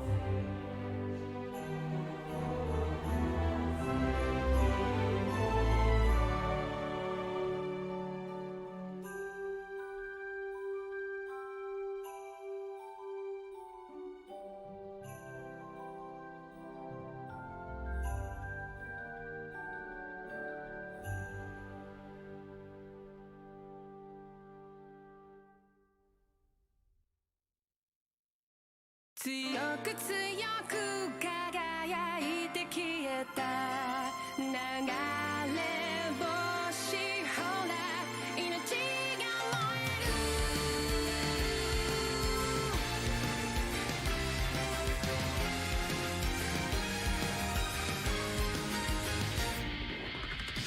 何かに怯え走り続けたその虚しさのしじなに何を見て何を探してきた自分の声がただ響く幾千万の星の中で惹かれて出会った守り手たちよ回る回る時の輪の中で自分の弱さ強さの先に同じ空誰かが見上げてるそう信じて消されない虹の奇跡が届けと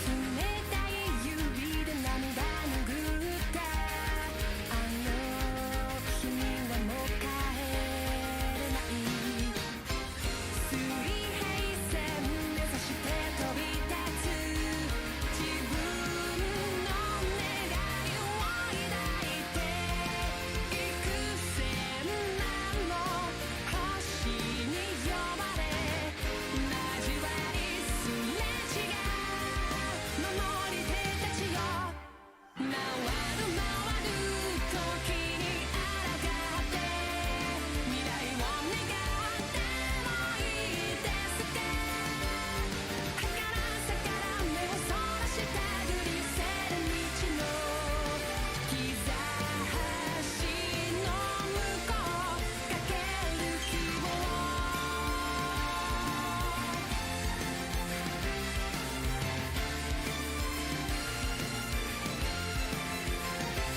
あなたの光あなたの命いたずらに知らさないようにそっと触れた記憶胸に熱く灯し約束の地へもう繰り返らずに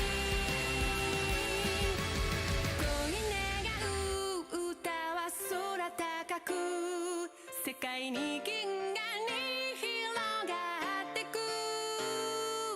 それがいつか風となり消えて新たな日が始まる越えてゆく時の輪の中で確かに刻みつけたきらめき同じ空誰かが見上げてる信じたから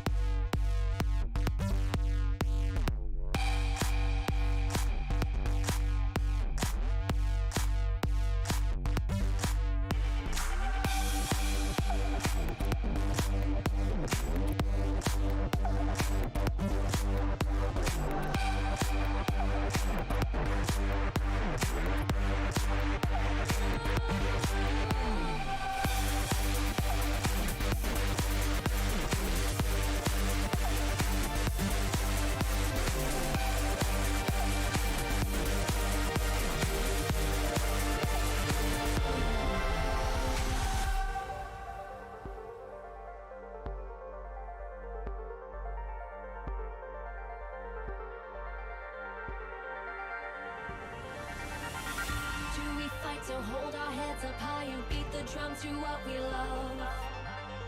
Risk the fall, we have felt it all come crashing down from far above.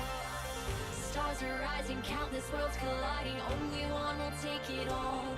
Can we bring to fall the giants? Can we make the final call?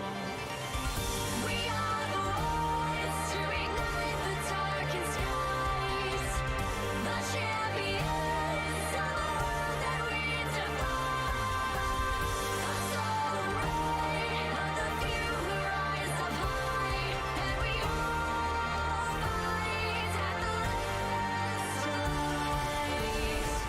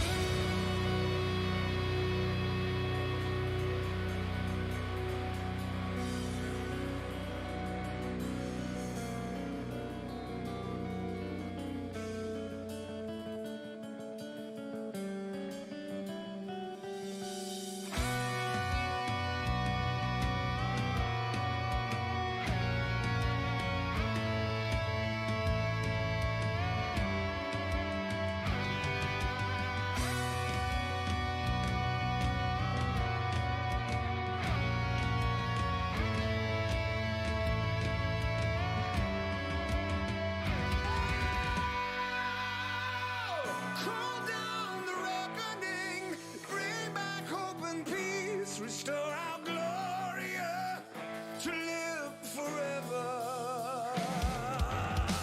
Call down the reckoning to bring back hope and peace, restore our gloria to live forever. Bring down the dark regime. I know how to unleash eternal power. Lead us to order. I am the light bringer.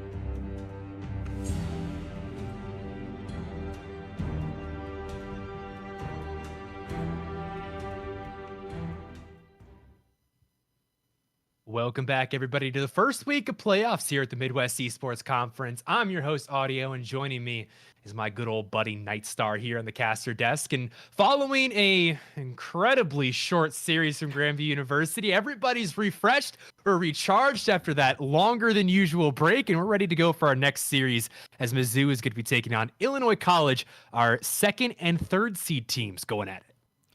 Yeah, and I mean, our first series lacked a little bit of spice, so you know what?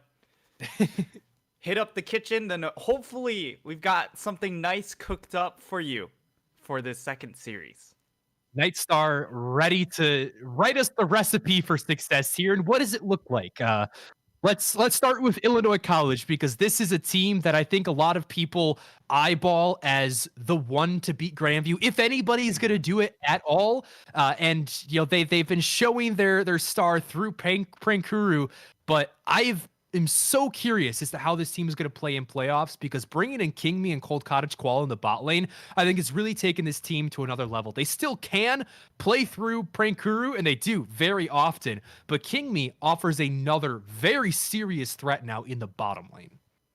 Yeah, it adds that extra dimension. Prankuru, of course, really enjoyed playing some of those strong side top laners, and maybe that's the path that they end up going in this series in particular. And I mean, we're hopping into draft already, and you already see they're like, all right, well, Prankuru, no Camille, no. Taking away the Camille, taking away the Volibear. Now, Illinois College on red side here is exactly where they want to be if they're going for that counter pick for Prankuru, which they almost always do.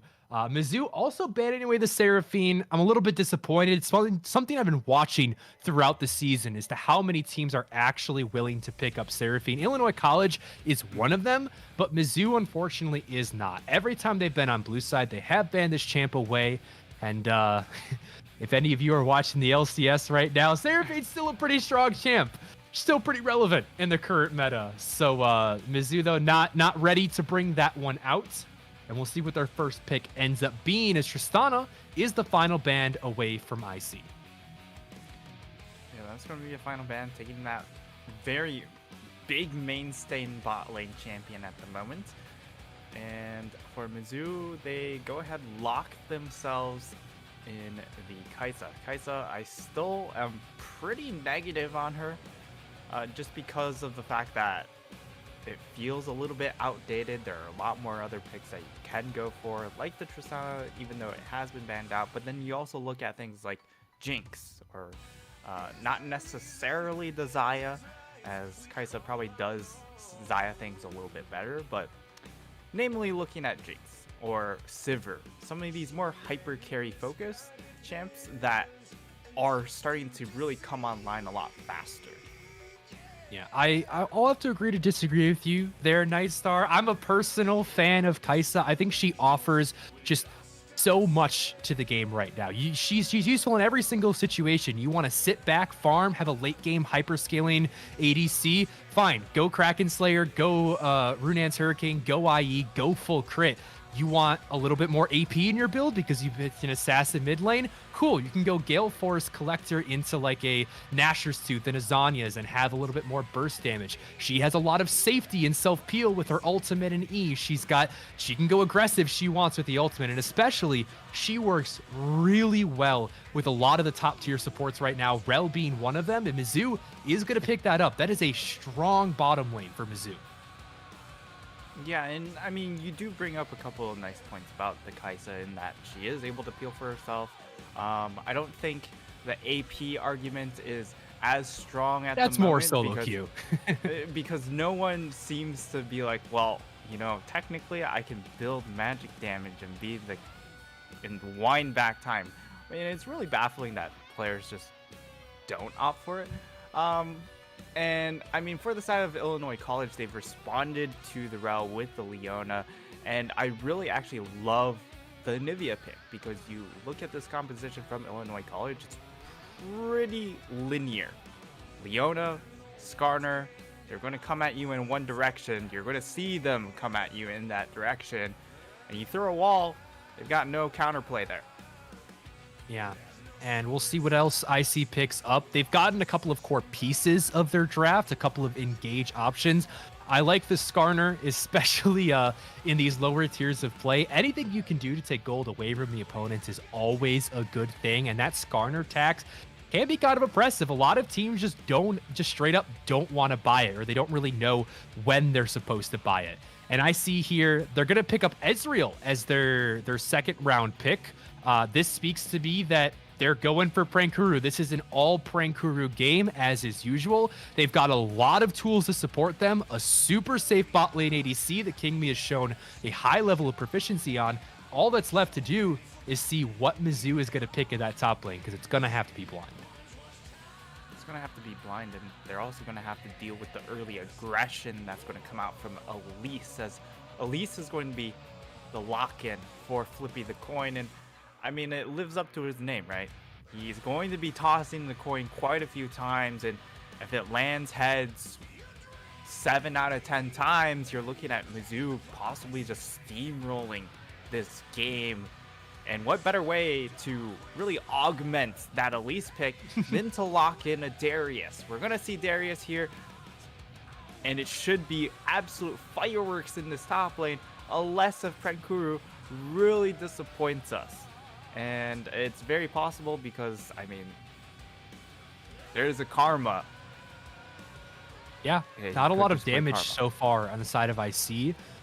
What's going to be the pick here? It's going to have to be something pretty big. I'm not sure the set locked in. I'm not quite sure if that's going to be enough damage for IC. You know, we saw the counter pick coming through, but set doesn't really scream to me 1v9 carry. Yeah, and I think it's good into quite a few of these champions on the side of Mizzou. As far as their composition, you're super beefy, so you don't necessarily die as quickly to the Kaisa. Yes, she does do percent damage, but because it's mostly AP loaded for that passive, you're not getting shredded as hard. And also just being a little bit beefier makes it more difficult for the Darius to punch through you. It makes it a lot more difficult for this Elise to punch through you. Unfortunately, though, there is an Anivia, and I just can't see this front line being able to contest the Anivia when it comes to these late game team fights. 100% agree. There's not a lot of backline access here. You're pretty much just looking at Leona. Otherwise, like you said, you're running straight at them if you can't land that solar flare to actually lock them down in place. So there's going to be a lot on Cold Cottage here in this team to be the engage. And even when you find the engage, Illinois College are going to have to play these fights absolutely flawlessly, because again, they have a very low amount of damage. Like Set, he's really good for absorbing pressure and turning around these like skirmishes. But if I see a Mizzou ever get into a front to back 5v5 team fight, especially in the jungle, in these choke points, their composition is going to run away with it. If you have to try to run through a Rel, an Anivia, a Darius, all those are champions that you want to try to stay as far away as possible from. So I definitely like Mizzou's drafts better, and that's something that I'm happy to say has been consistent throughout this entire conference, is they have had really good drafts. And I feel like they do a lot of research on their teams. They know how their opponents like to play, and they know how to draft against them. Where they've fallen short, though, is always in the execution. Illinois College is an incredibly mechanically gifted team. Prankuru and KingMe almost always walk out of lane with a CS advantage, kills, and or turret plates, regardless of their matchup. And I think it's going to be a tough task for Mizzou to really get this composition that they want, the fights that they need. Because if Illinois College can walk out of the first 15 minutes with a 5,000 or more gold lead, their composition is very scrappy. And if you can't do enough damage to match the front line, and then cut through the back line, then it's going to be difficult. Yeah, it looks like I've been abducted into space here. Things clearing up just a little bit. Nightstar has ascended into his true form. Chat, you now get to see how he is able to make such top tier predictions. It's because he's actually an omnipotent space being. Yeah. Sent here for our benefit. Yeah, I've been abducted into the void here. I am actually the next league champion, and I am Void. That is my race. But looking at some of these lanes, I mean, clearly for Mizzou, you're looking at the Darius and the Elise for sure. And for Illinois College, I'm actually really interested on what champion they send into that top side. Because while they did lock in the set, they could technically send the set into the mid lane and then put Karma to really neutralize the Darius. And even though it seems very unfun, I think the game plan makes a lot of sense to do it. It's just a matter of, do they want to commit to it? And it doesn't look like that they want to. It's going to be fireworks. It's going to be a brawl up in the top side. And hopefully Savara on the Karma is able to really abuse her early lane priority against the Anivia to allow Skarner to do a couple things before Anivia hits 6. Yeah, gonna have to, because there's not a lot of options here early on for Illinois College, and it feels like there's a lot of eggs in Prankuru's basket. Now, if the set can get ahead, if we find ourselves in a position where Prankuru is consistently winning fights against Arrogant, and Arrogant cannot hold that top lane to himself, then yeah, all of a sudden, IC's composition looks absolutely amazing. You've got a Karma to buff him up, you've got big old front lines to apply a lot of CC to lock people down, and Ezreal can poke from far away. But if Prankuru is like even, or, you know, God forbid, behind, I can't say it enough. I don't know what IC will actually do, and there's a lot of good picks for Mizzou here. Arrogant is known for his Draven. Flippy the Coin has had many good performances on the Elise. You know, I like to look at his coin flipping as either he goes for the Elise and goes hyper aggressive, or he goes for a Karthus and just perma farms and doesn't interact with the team. And those are the two sides of the coin here. I'm happy to see the aggressive side come out, and I hope his playstyle is going to match it. Yeah, Arrogant plays plenty of those top laners, but at the same time, this top side is just kind of a flip of the coin, where whichever lane does get ahead, it becomes almost impossible for the other laners to just play the lane anymore, because Darius, Set will be able to maintain that distance in the Darius, stick onto him so he doesn't get that extra heal. And then if Darius is able to get ahead, well, I mean, the damage coming in from those autos makes up for the fact that Set is able to really sidestep that sweet spot from his Q. So top lane definitely the one to watch, but for Mizzou, they can play around this bot lane because you have the Rel, you have the Kaisa. So Flippy has at least two options, and for Illinois, it's about, well, Savara, Timmy Tam teaming up and running around the map, and perhaps you get Cold Cottage out of that lane early on, allow that Ezreal to sit in that bottom lane by himself, and just let Leona roam. But a lot of things have to go right in order for Ezreal not to get dove. Yeah, definitely feels like the ease of execution here is on Mizzou, but again, IC coming in here as our third seed team.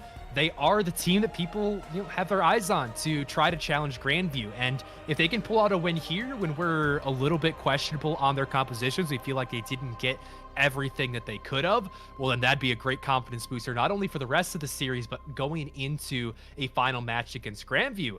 But you know, it all has to start right here and right now, and we'll see what they're able to do. We're going to toss it over to a short break as these players get onto Summoner's Rift. Don't go anywhere. We'll be right back with game number one.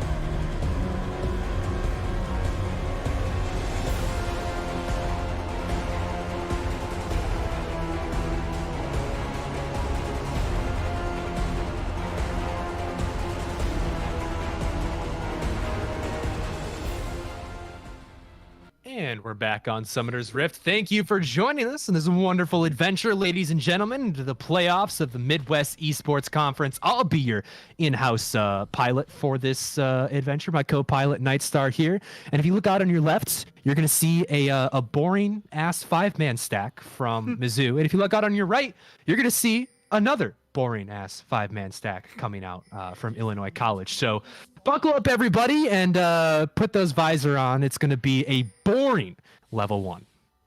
Buckle up, everyone. We've got no turbulence here, so if you need a bathroom break, now is the time. I repeat, now is the time to find your bathroom break. But hopefully things go smoothly, and we get a lot of turbulence later on. Not usually that's what you the want to hope. hear. I mean, as casters, we're always looking for a little bit of turbulence. Makes things more interesting. But as King Me finds a Mystic shot over the wall, and, you know, now Illinois College have the massive level 1 lead as they have just done infinitely more damage. How are you feeling about this matchup, Nightstar, with this new information? I want to hear your predictions for this game and then the series overall. Well, I definitely think for Mizzou, they've got a lot of avenues to be able to really snowball and come out. If they snowball with this composition, it feels so oppressive, and it should lead to early Dragon Soul pressure. Now, if it does pan out that way, then I think Mizzou have a huge advantage. But for Illinois College, you still have, you've got the Ezreal, you've got the Karma. These two champions I really, really love at the moment.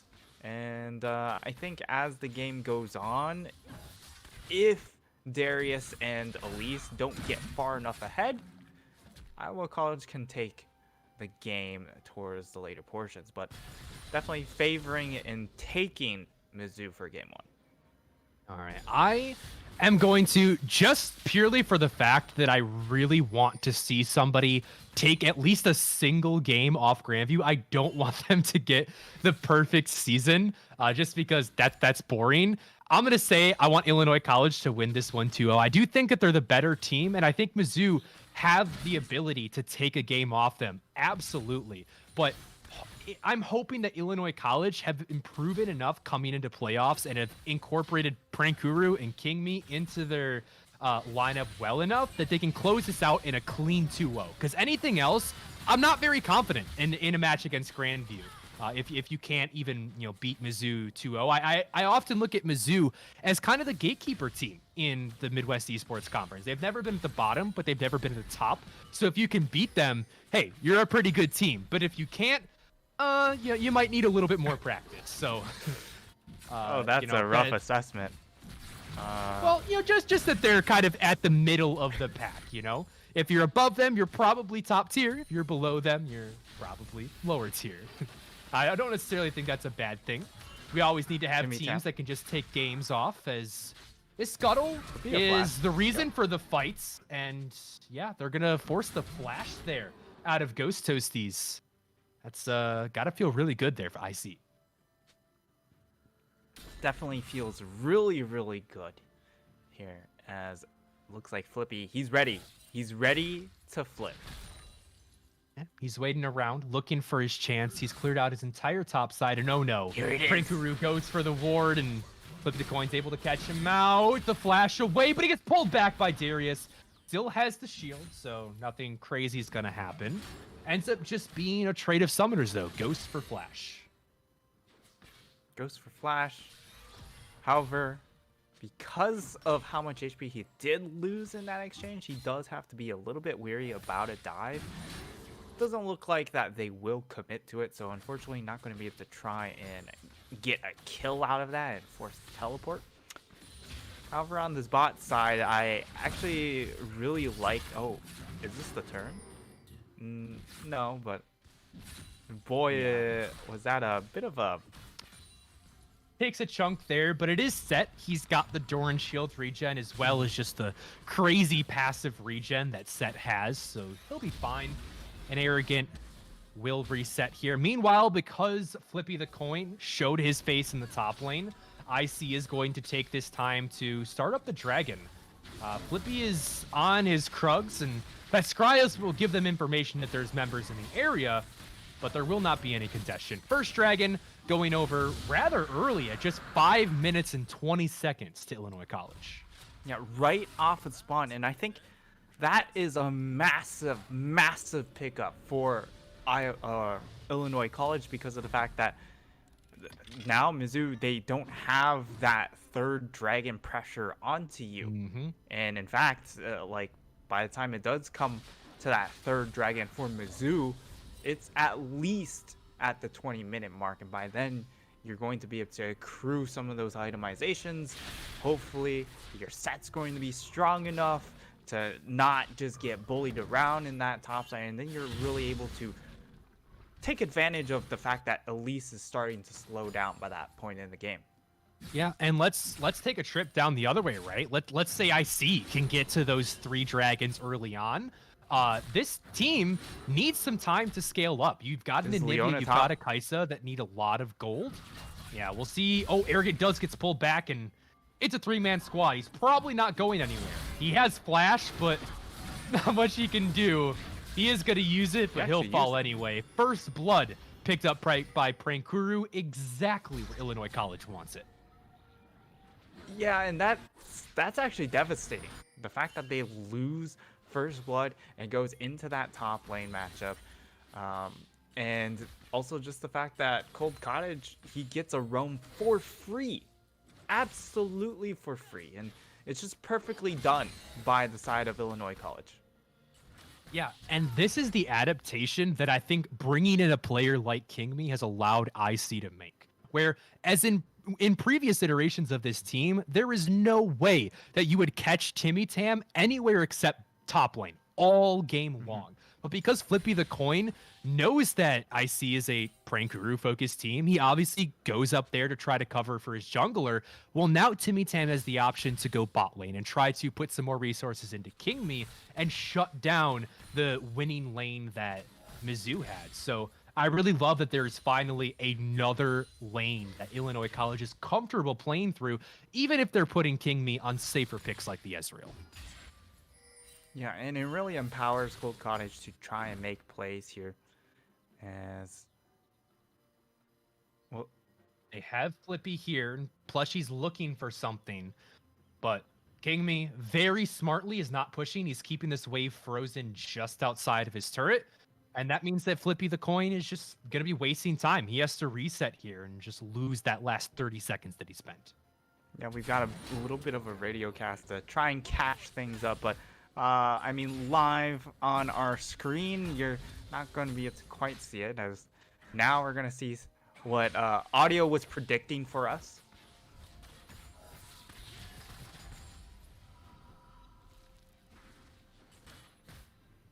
Yeah, go ahead and solo cast this for me, Nightstar, because I have found myself far into the future, bringing you information from a different land. Yeah. He is. Yeah, we're experiencing. This is the turbulence. Yeah. Is- Illinois College have done so well that they've disrupted the space-time fabric and gotten us out of sync. But we'll be trying to get linked back up and bring you the rest of the game as quickly as possible. Let's look at the state of the game right now, Nightstar, because 8 minutes in, where I at least am currently at, and the information that I have, we haven't seen Arrogant find a lead at all in the top side. In fact, Prankuru getting that first blood is quite the opposite. The one advantage they do have for themselves, though, is a 10 CS lead in the bot lane, as well as a mounting over 25 CS lead in the mid lane on Twilly already. Yeah. The massive lead in the mid lane is really the big one here.